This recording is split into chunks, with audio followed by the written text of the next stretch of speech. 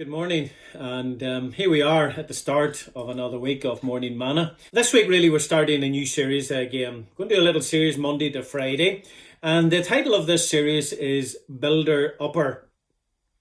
I don't know if you watch programs on television, like Fixer Upper, Masters of Flip. There's different programs. They're all American programs. They're all about buildings, really, where they've been lying in a terrible state, and these different ones come in. They transform a home, and people then are obviously delighted. Well, it always seems to be. They're always delighted with how things turn out. But we know the expression, there's no place like home. It's something that everybody feels in life, whether we be away from home, from our home for a day, a week, or a year, or many years.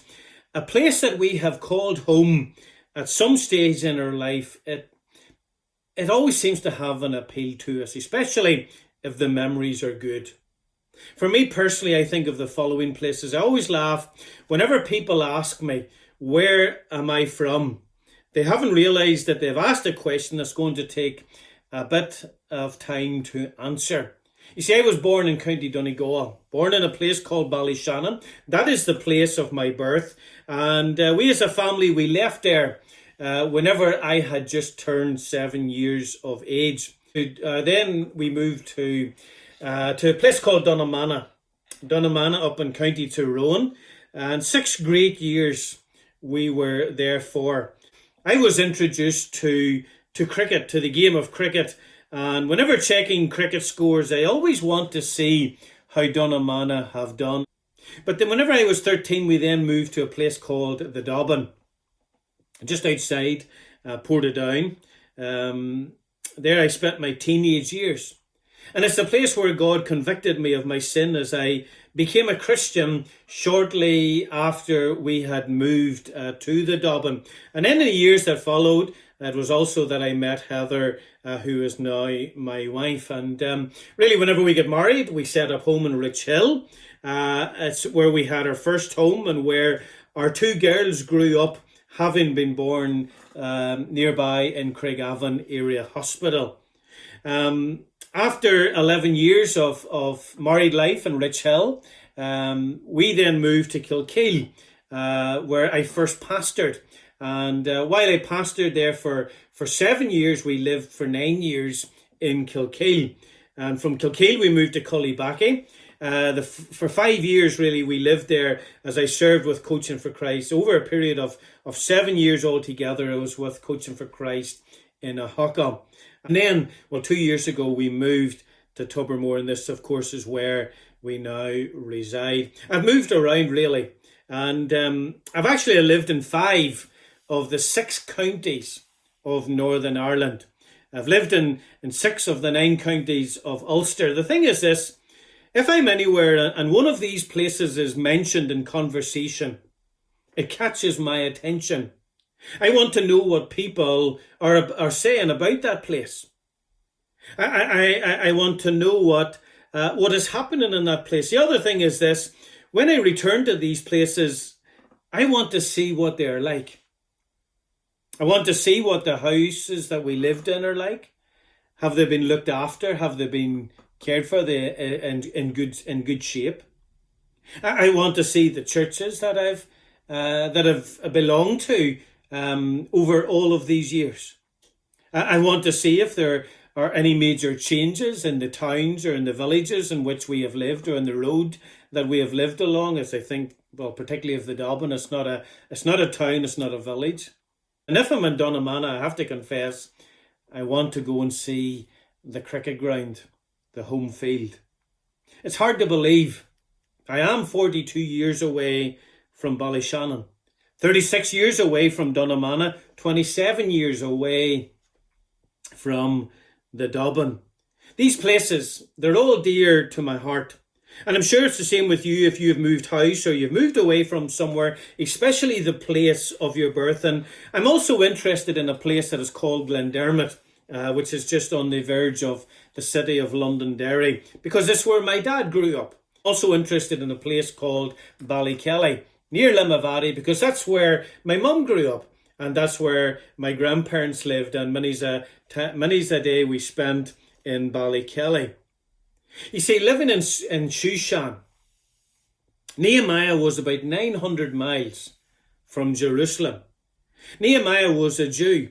But even though he was so far away from Jerusalem, he wanted to know what the city was like over 70 years after the place had been destroyed by the Babylonians.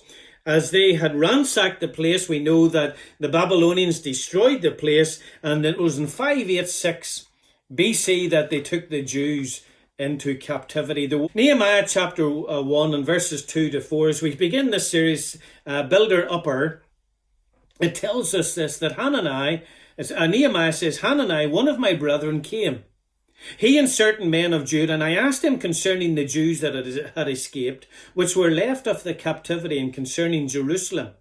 And they said unto me, the remnant that are left of the captivity there in the province are in great affliction and reproach. The wall of Jerusalem also is broken down, and the gates thereof are burned with fire. And it came to pass, when I heard these words, that I sat down and wept, and mourned certain days, and fasted and prayed before the God of heaven. You see, Jerusalem is where the temple was.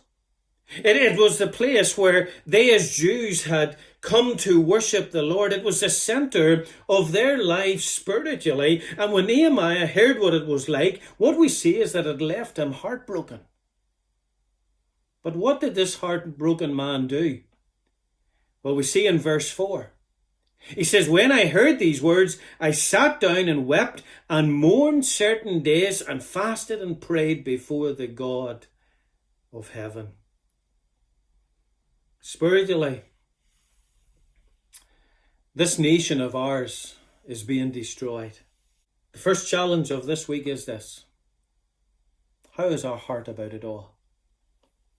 Is it concerned? Is it heartbroken? We look at the state of the church across our nation as well. Can we learn from Nehemiah on this and what to do in these days? I believe we can. Because what I see Nehemiah doing first and foremost is this. He prayed about it all.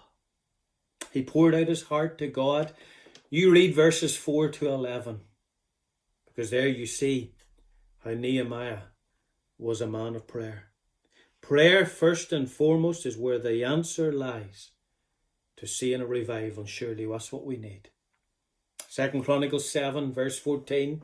If my people, which are called by my name, shall humble themselves and pray, and seek my face, and turn from their wicked ways, then will I hear from heaven, and will forgive their sin, and will heal their land.